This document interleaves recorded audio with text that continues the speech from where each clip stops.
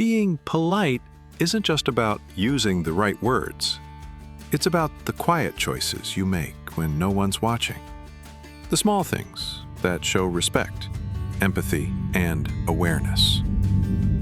If you want to be someone others truly feel safe and seen around, these are the things you need to know. Don't start eating until everyone has their food. It seems like a small detail, but waiting until everyone has their food before you start eating speaks volumes about your character. It's not just about manners, it's about presence, respect, awareness. When you pause, even for a few seconds, you're saying, "This moment isn't just about me." We live in a world where everything feels fast.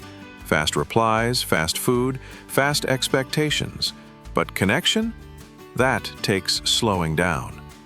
When you wait for others, you're not just being polite, you're giving them the space to feel seen. You're honoring the fact that a meal is a shared experience, not a solo act of hunger.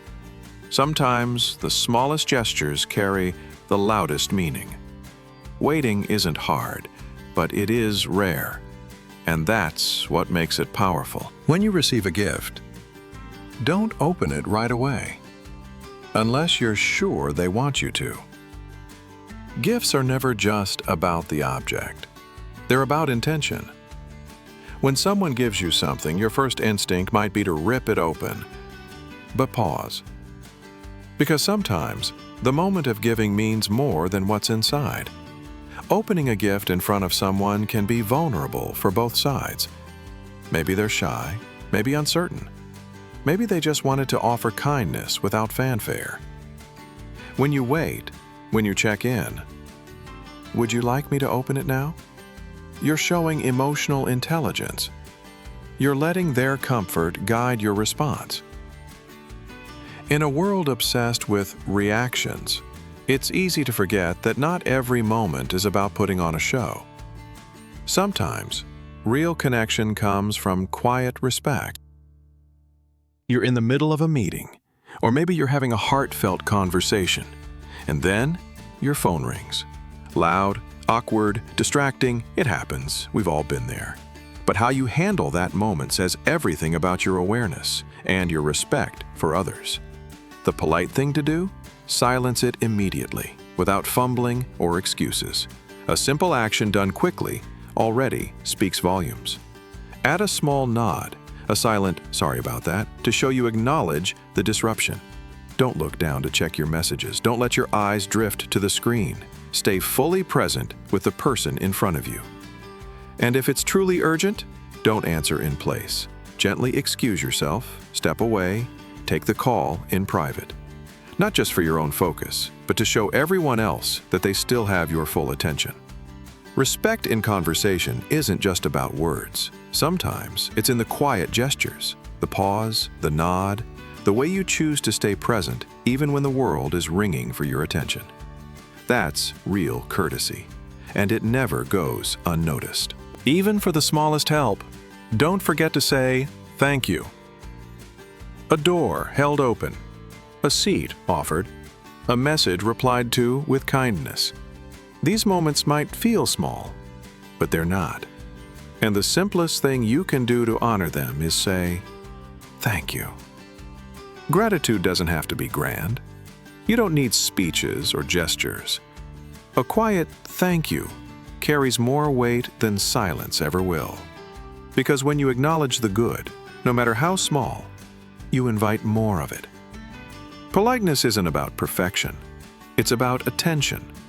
And nothing shows attention like noticing kindness and choosing to name it. When you only talk about yourself, you slowly become annoyed, less charming.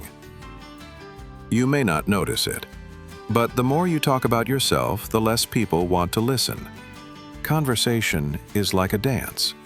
If one person never lets go of the spotlight, it stops being connection and starts being performance. Of course, sharing is good, but charm doesn't come from constant storytelling.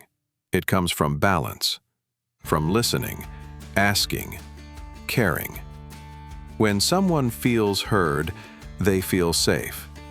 And when they feel safe, they remember you. Not for your story, but for how you made space for theirs. So next time, leave more room for them. Thoughtful. That's where true charisma lives. When someone's hurting, don't make it a contest of who's had it worse. Someone shares their pain. They're vulnerable, raw, and in an attempt to show you understand, you jump in with your own story. You don't mean to steal the moment, but suddenly it's no longer about them. Empathy isn't saying, "me too," it's saying, "I'm here." You don't need to compare wounds to show you care. In fact, doing so can make someone feel like their pain has to compete for space. When someone's hurting, the best thing you can give them isn't advice or your own sadness. It's presence, silence, and your full attention.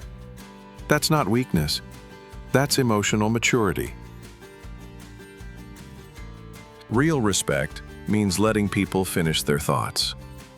We all want to be heard, but sometimes we're so eager to respond, to fix, to add, to prove, that we interrupt before they even finish. But when you cut someone off, what you're really saying is, "My thoughts matter more than yours." And in that moment, the conversation isn't a dialogue anymore. It becomes a race. Letting someone finish their sentence isn't just good manners. It's respect in real time. It's proof that you're not just waiting to talk, you're actually listening. In a world full of noise, be someone who knows how to wait. That kind of stillness is rare and powerful. Thank you for spending a few minutes with me today. If this resonated with you, hit like and follow. I've got more thoughts, truths, and stories coming your way.